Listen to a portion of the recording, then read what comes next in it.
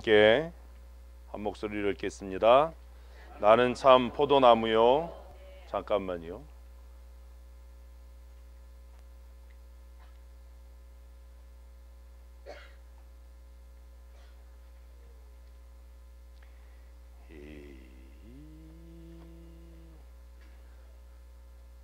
성경을 보라는 뜻인가요?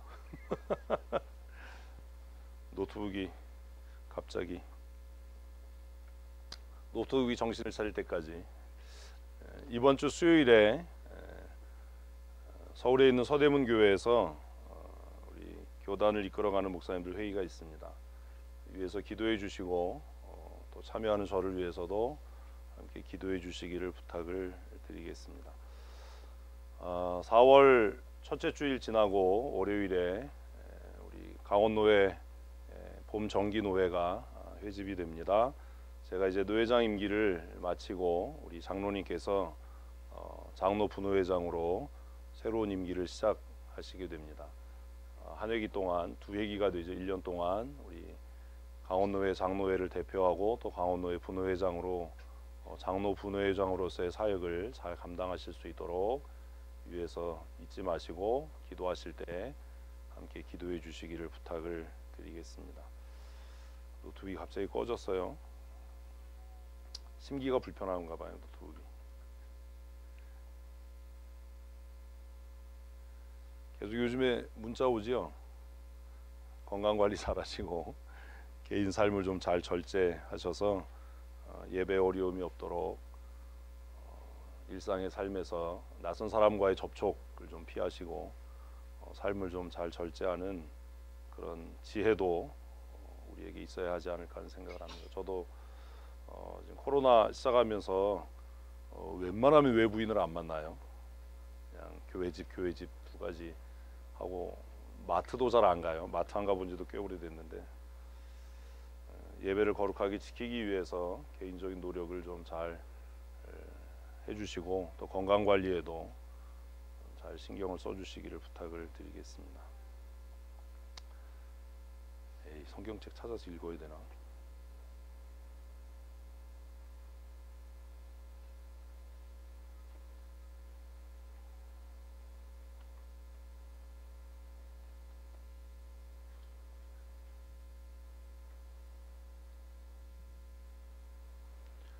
우리 성경책을 좀 찾으셔야 될 것 같은데요. 노트북이 아직 이제 켜졌네요.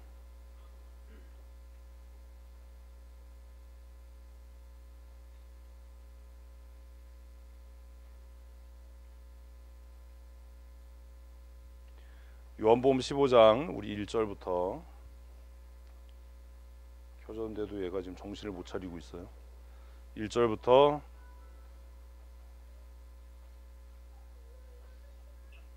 11절까지 말씀입니다.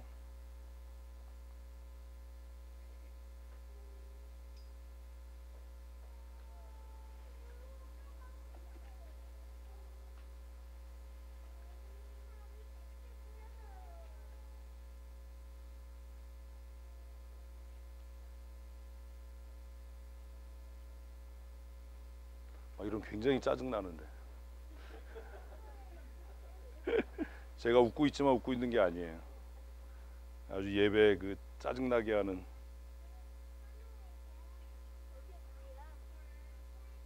이렇게 노트북이 짜증나게 하면 노트북이 지옥 갈까요? 웃자고 하는 소리인데 웃지도 않고. 우리 성경 찾으셔서 정신 차릴 때까지 11절까지 함께 읽겠습니다. 나는 참 포도나무요 내 아버지는 농부라. 무릇 내게 붙어있어 열매를 맺지 않은 가지는 아버지께서 그것을 제거해 버리시고 무릇 열매를 맺는 가지는 더 열매를 맺게 하려 하여 그것을 깨끗하게 하시느니라. 너희는 내가 일러준 말로 이미 깨끗하여졌으니 내 안에 거하라.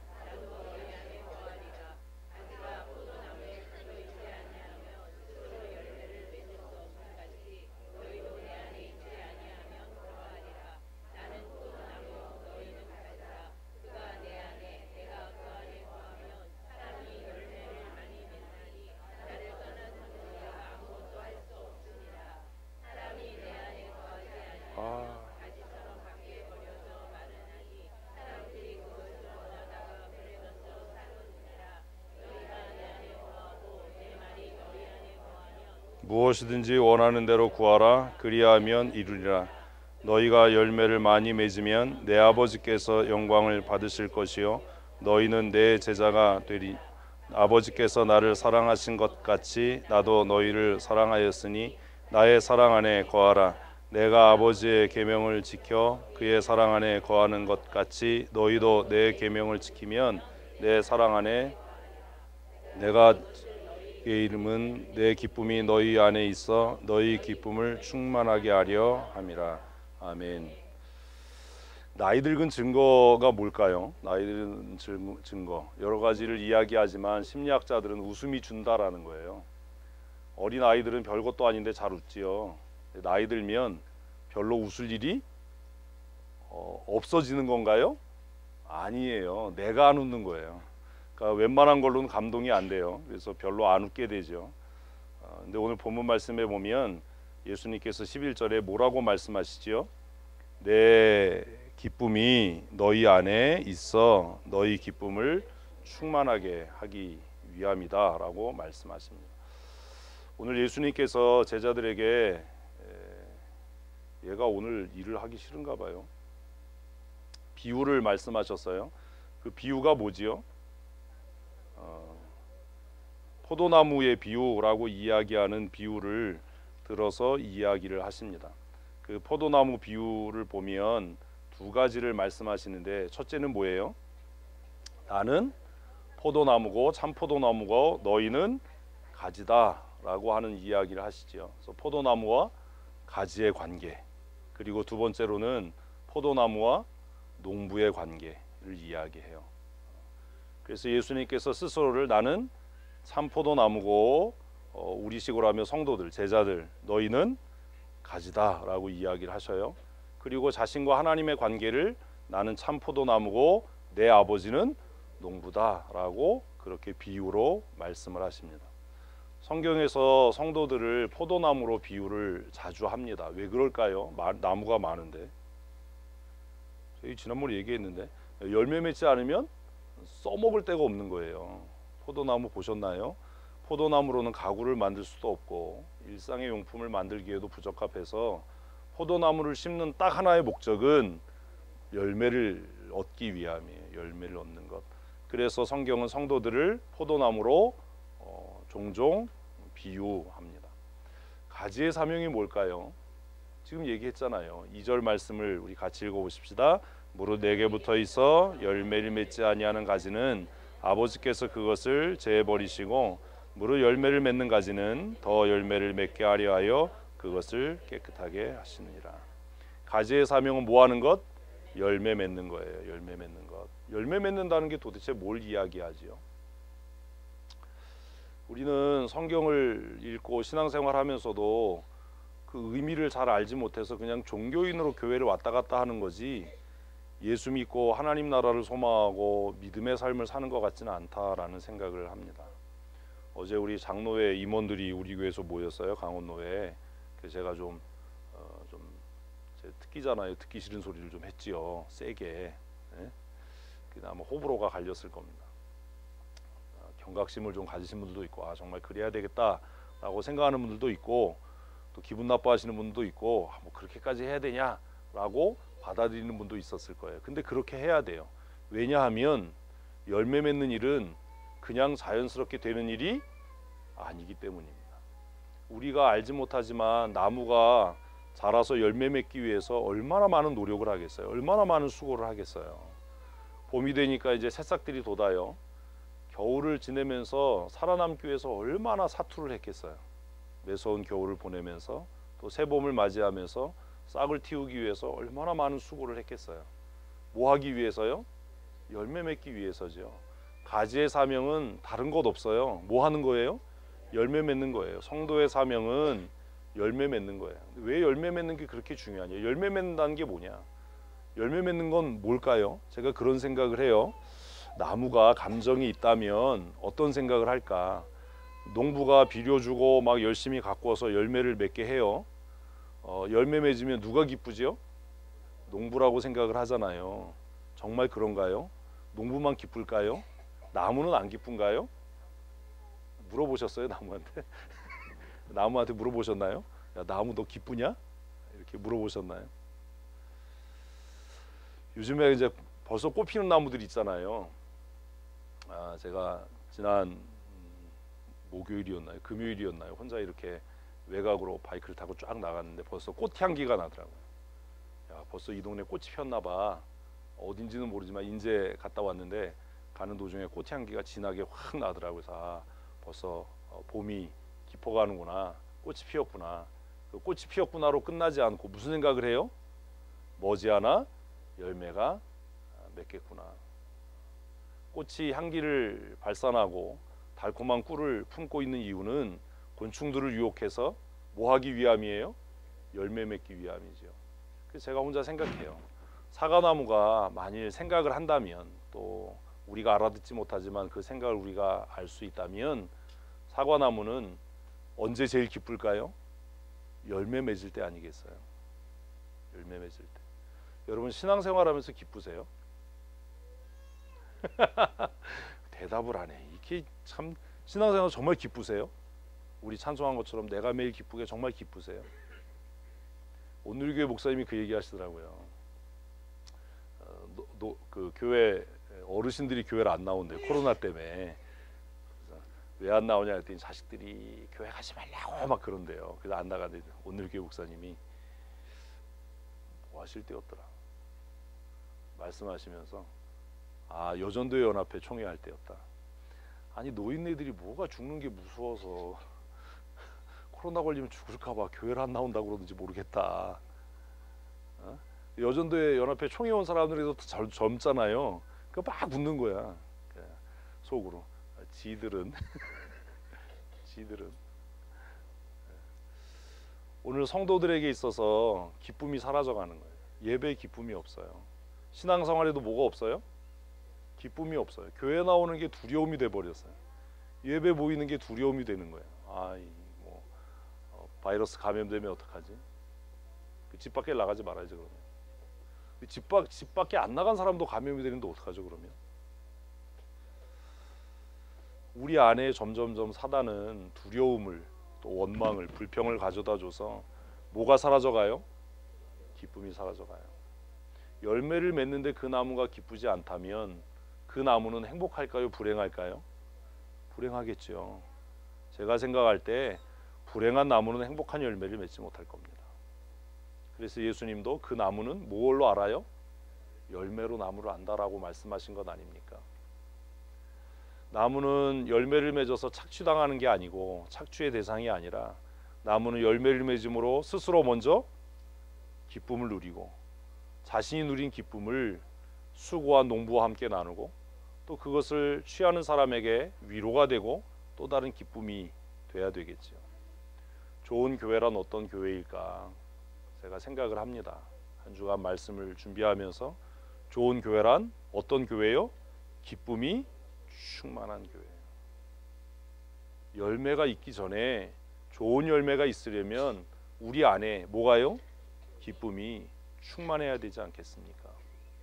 우리 옆 사람과 한번 인사하실까요? 당신이 있어 행복합니다.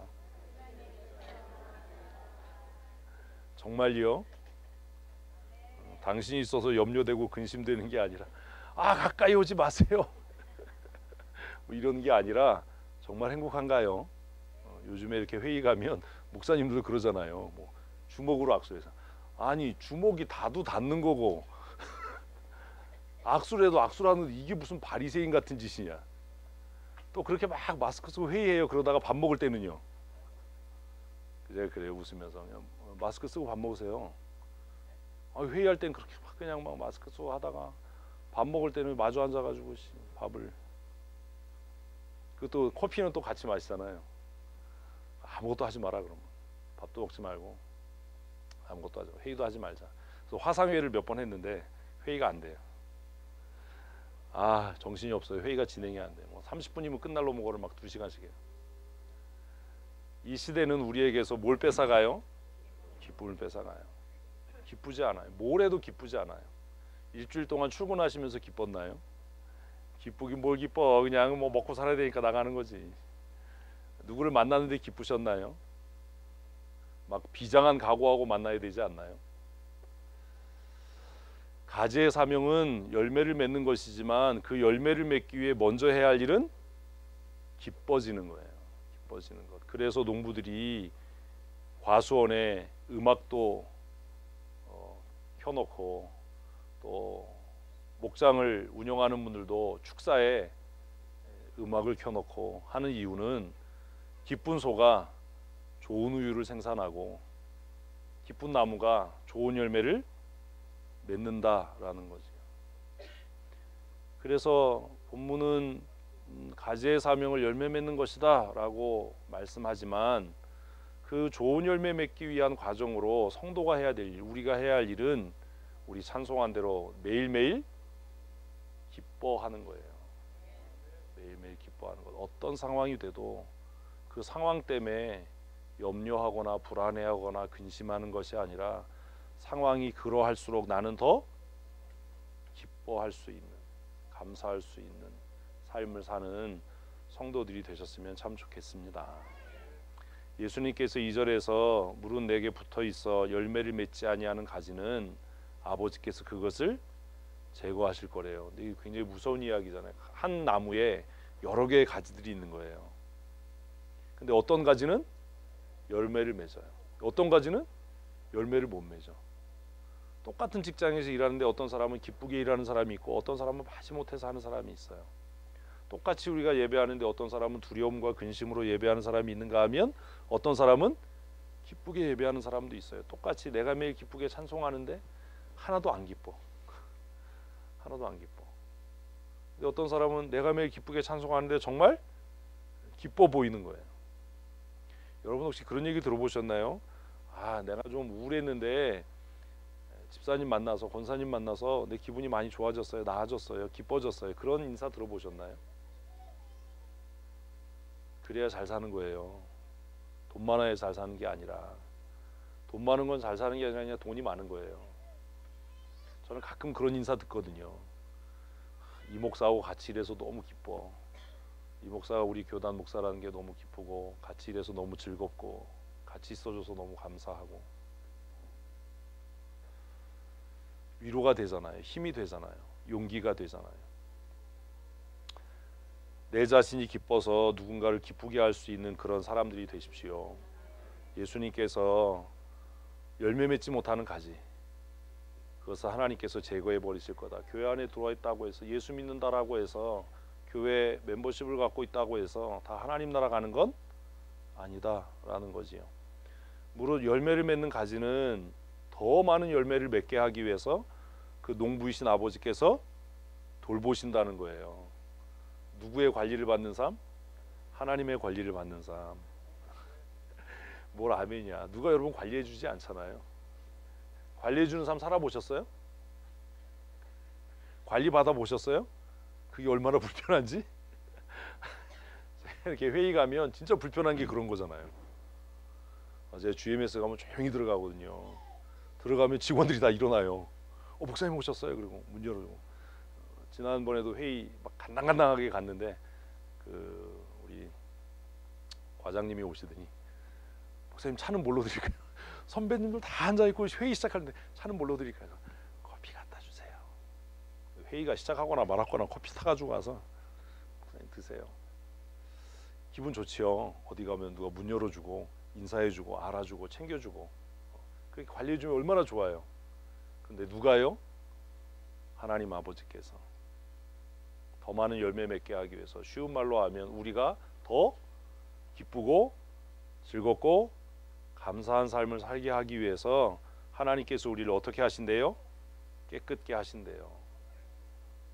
하나님의 관리를 받는 삶, 하나님의 보살핌을 받는 삶 사는 성도들 되십시다.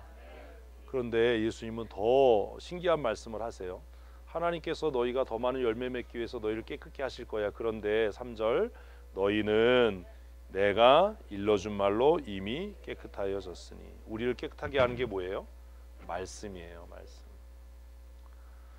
성경을 읽어야 하는 이유, 말씀의 법을 따라 살아야 하는 이유는 뭐냐 하면 우리를 정결하게 하고 우리를 깨끗게 하고 우리에게 기쁨이 되고 우리에게 위로가 되고 힘이 되는 것은 뭐라고요?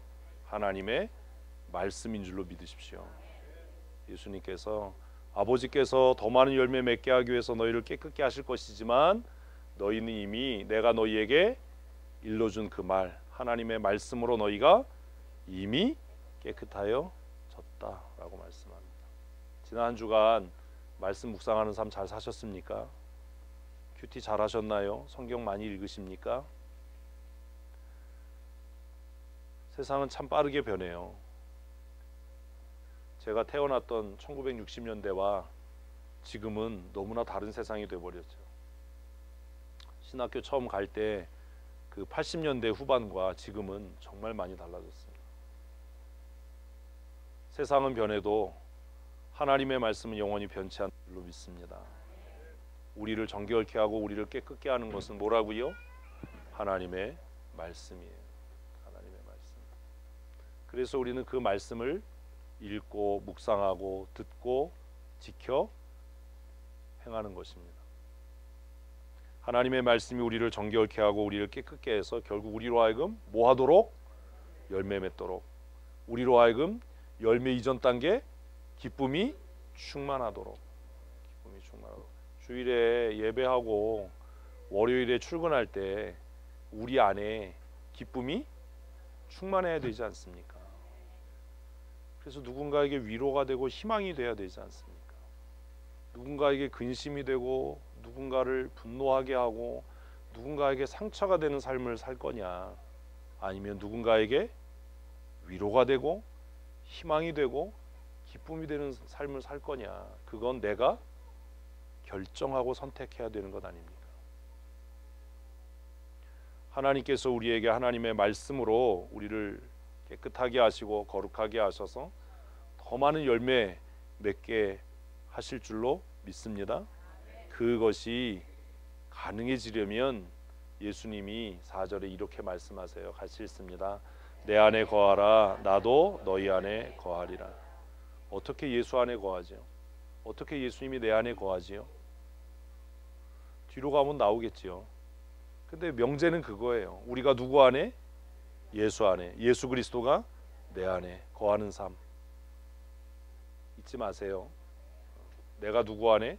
그리스도 안에, 그리스도께서 내 안에 거하는 삶. 그것이 우리의 삶을 윤택하게 하고 어떤 상황에도 기쁘게 하고 어떤 상황에도 능력 있게 하고 어떤 상황에도 승리케 할 줄로 믿습니다. 계속해서 읽습니다. 가지가 포도나무에 붙어 있지 아니 스스로 열매를 맺을 수 없음 같이 너희도 내 안에 있지 아니하면 그러하. 왜 그리스도 안에 있어야 하는가? 세상은 그리스도로부터 점점 멀어져 가요. 뭐 논리, 과학 뭐 이런 것으로. 근데 성경은 우리에게 뭐라고 이야기하냐면 그리스도 안에 붙어 있어라, 거해야 한다라고 이야기를. 그리고 5절은 다시 포도나무의 비유로 이 4절의 말씀을 강화합니다. 5절을 같이 읽습니다. 나는 포도나무요 너희는 가지라. 그가 내 안에 내가 그 안에 거하면 사람이 열매를 많이 맺나니 나를 떠나서는 너희가 아무것도 할 수 없음이라. 아멘. 당연하지요. 가지가 나무에서 떨어지면 어떻게 열매 맺을 수 있겠어요? 근데 이제 문제가 그거예요. 그럼 그리스도 안에 거한다는 게 뭐냐? 그리스도가 내 안에 거한다는 게 뭐냐? 어떻게 그리스도가 내 안에 거하고 내가 그리스도 안에 어떻게 거하냐? 어떻게 거할 수 있어요? 그 뒤보에 있다니까요. 그리스도 안에 거함이란 무엇인가? 조금 저를 넘어서 10절을 같이 읽습니다. 내가 아버지의 계명을 지켜 그의 사랑 안에 거하는 것 같이 너희도 내 계명을 지키면 내 사랑 안에 거하리라. 아멘. 어떻게 하는 게 그리스도 안에 거하는 거래요?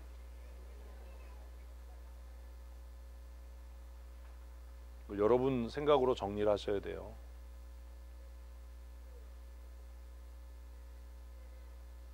10절 상반절은 예수님과 하나님의 관계. 그래서 이 비유를 아까 농부와 포도나무의 관계라고 이야기한 거예요. 농부도 남의 집 포도나무는 돌보지 않겠지요. 그러나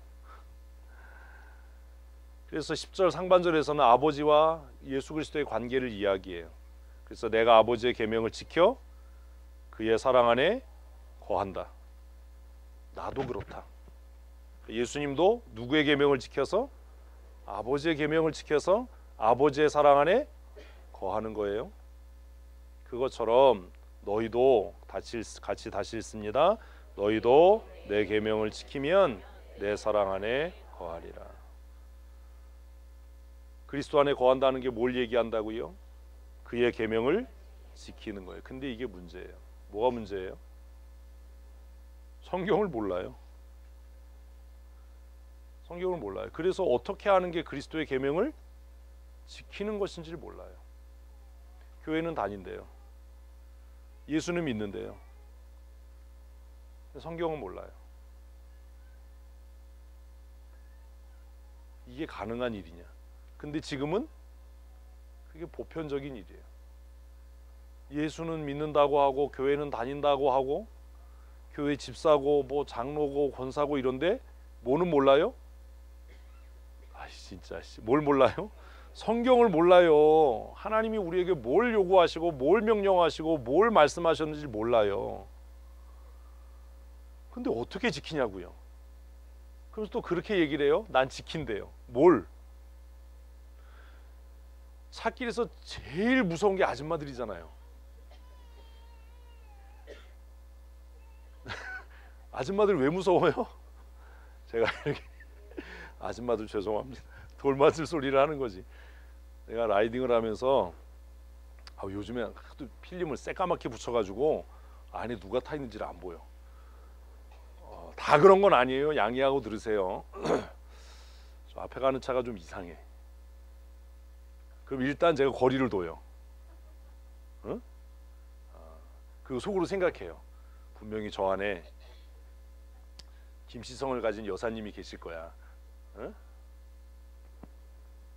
거리를 둬요. 살아야 되니까. 가능하면 빨리 추월을 해요. 접촉사고가 나든지 사고가 났을 때 제일 문제가 뭔지 아세요? 자기가 뭘 잘못했는지를 모르고 우기는 거예요. 자기는 잘못 없대요. 아무리 설명해줘도 몰라요. 뭘 몰라요? 교통법규를 몰라요. 어떻게 도와드릴 방법이 없어요. 자기 딴에는 신앙생활 잘한대요. 믿음으로 산대요. 근데 뭔 몰라요? 성경은 몰라요. 하나님이 뭘 명령하시고 뭘 요구하시는지를 몰라요. 막 짜증나잖아요. 그러면 오늘 교회와 성도들의 문제가 뭐예요? 진짜 하나님의 법을 몰라요. 뭘 어떻게 해야 되는지 몰라요. 예배를 하긴 하는데 그 예배를 어떻게 해야 되는지 모르는 거예요. 성경을 모르니까. 그리고 알려고 하지도 않으니까. 고속도로 가면 제일 짜증나는 게 그거죠. 여러분 제발 좀 그렇게 하지 마세요. 80km로 추월 차선으로 가는 거. 막 방언을 하고 싶잖아요.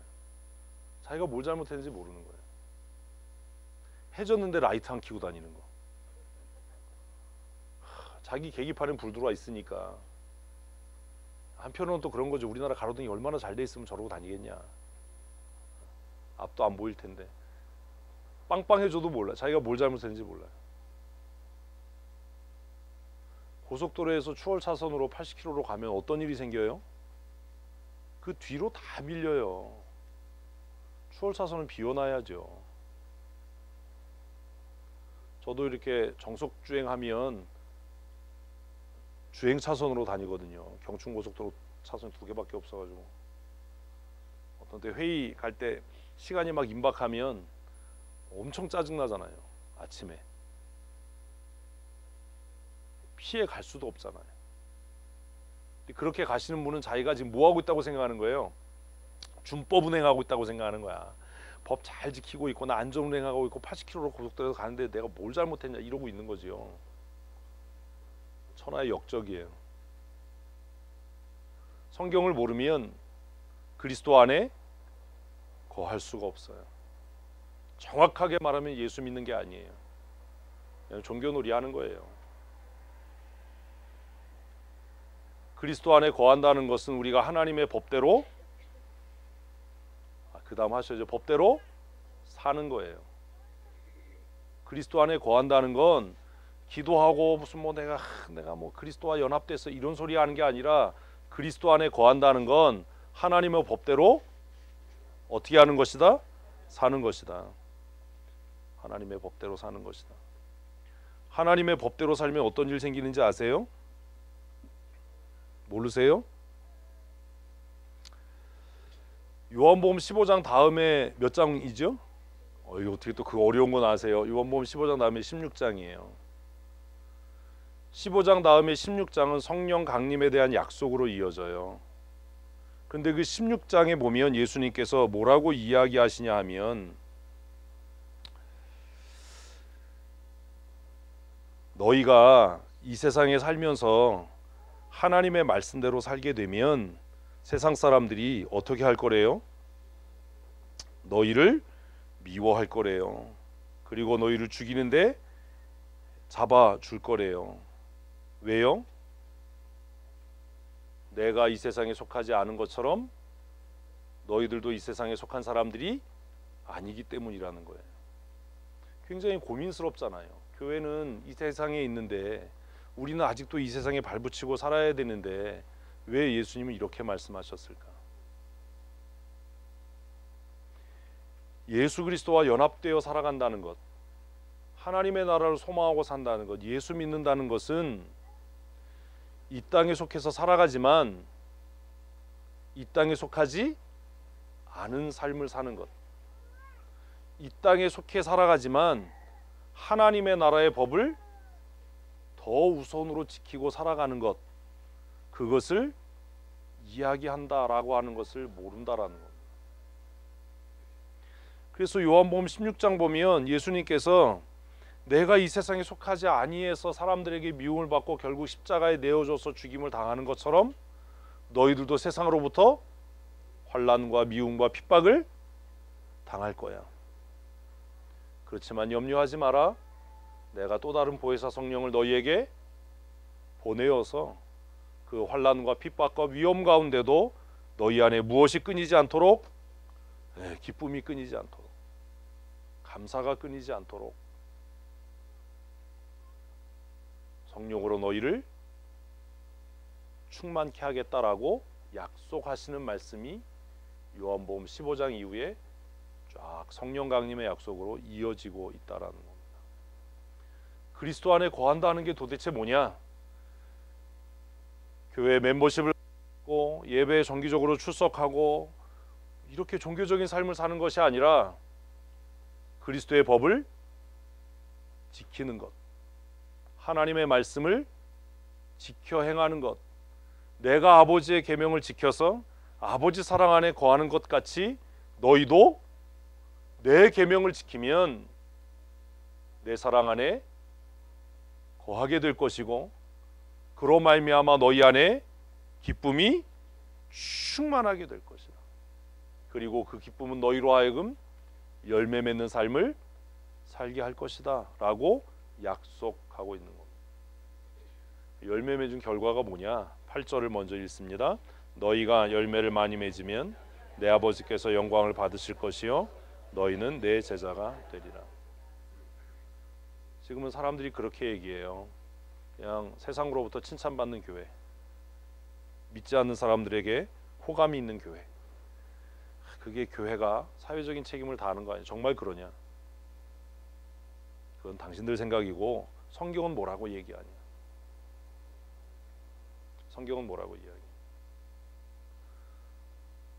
우리 교회도 많은 일을 해요. 그죠? 구제하고 장학하고 뭐 사회적인 책임을 다하기 위해서 여러 가지를 합니다. 그러나 여러분 착각하지 마십시오. 그렇게 선하고 착한 일을 한다고 해서 하나님이 영광을 받으시는 게 아니라는 겁니다. 교회는 교회로서의 본질적인 사명을 감당해야 합니다.